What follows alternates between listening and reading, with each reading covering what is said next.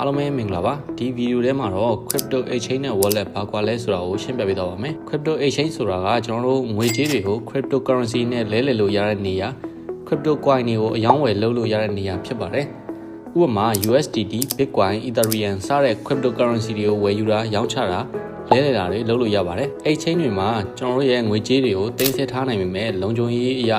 wallet လောက်စိတ်မချပါဘူး exchange ကကိုယ့်ရဲ့ cryptocurrency တွေကိုထိန်းချုပ်ထားနိုင်ပြီးတော့ exchange က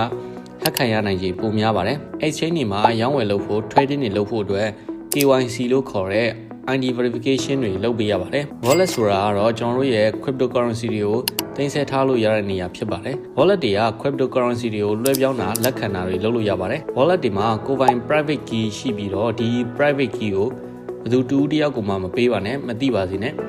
ကိုယ့်ရဲ့ private key ကိုလည်းစာအုပ်ထဲမှာတေချာမှန်ကန်အောင်ချရေးပြီးတော့တိတ်ထားသင့်ပါတယ်ဒီ private key တွေပျောက်သွားရင်တော့ကိုယ်ပိုင်ဆိုင်တဲ့အရာတွေပြန်ရနိုင်ခြေအရင်နည်းပါတယ် wallet က exchange ထဲပိုလုံခြုံပြီးကိုယ်ပိုင်ထိန်းချုပ်မှုပိုရှိပါတယ် crypto coin တွေကိုရေရှည်စုဖို့ရည်ရွယ်ထားပြီးတင်ထားဖို့ဆိုရင်တော့ wallet တွေမှာထည့်ပြီးတင်ထားတာပို့ပြီးတော့လုံခြုံစိတ်ချရပါတယ်ဥပမာ MetaMask တို့ Trust Wallet တို့လို software wallet တွေမှာတင်ထားလို့ရသလို Ledger တို့ SafePal တို့လိုမျိုးPower wallet တွေထည့်ပြီးတော့လည်းတင်ထားလို့ရပါတယ် crypto wallet တွေနဲ့ငွေလွှဲတဲ့အခါ wallet ပိုင်ရှင်ကိုလိုက်လို့မရပါဘူး crypto wallet ရဲ့သဘောတဘာဝအရလွှဲပြောင်းမှုတွေကိုလှုပ်ဆောင်တဲ့အခါမှာ wallet address ကိုသာမြင်ရပြီးတော့ wallet ပိုင်ရှင်ရဲ့အမည်တည်နေရာကိုယ်ရေးအချက်လက်တွေကိုမသိနိုင်ပါဘူးဒါပေမဲ့ blockchain ပေါ်မှာလွှဲပြောင်းမှုတွေကိုခြေရာခံနိုင်ပါတယ်လွှဲပြောင်းမှုတစ်ခုလုပ်တဲ့အခါ transaction ID ကိုသုံးပြီး blockchain explorer မှာလွှဲပြောင်းမှုအချက်လက်တွေကိုကြည့်ရှုနိုင်ပါတယ်ဒါပေမဲ့ဒီအချက်လက်တွေက wallet ပိုင်ရှင်ရဲ့ကိုယ်ရေးကိုယ်တာအချက်လက်တွေကိုမဖော်ပြထားပါဘူး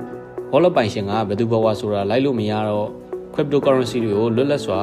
လွှဲပြောင်းလုပ်လို့ရပါတယ်။ကြမ်းမြင်အပြင်တော့ exchange တွေဟာ cryptocurrency တွေကိုအယောင်းဝယ်လုပ်တာတွေ trade တာတွေလုပ်လို့ရပြီးတော့ wallet ဆိုတာကတော့တယောက်နဲ့တယောက် cryptocurrency တွေလွှဲပြောင်းတာတွေလက်ခံတာတွေကိုပိုင်တဲ့ cryptocurrency တွေကိုလုံခြုံစွာတင်ဆက်ထားလို့ရပါတယ်။ဒါဆိုရင်တော့ crypto exchange နဲ့ wallet ရဲ့ကွာခြားမှုတွေကိုနားလည်သွားမယ်လို့မျှော်လင့်ပါတယ်။နောက်ထပ်လည်း crypto နဲ့ပတ်သက်ပြီးတော့ knowledge sharing တွေသတင်းတွေကိုအမြဲတမ်းတင်ပေးနေမှာဖြစ်လို့ crypto know YouTube channel ကိုလည်း subscribe လုပ်ခဲ့ကြဖို့အကြံပေးချင်ပါတယ်။အားလုံးပဲကျေးဇူးတင်ပါတယ်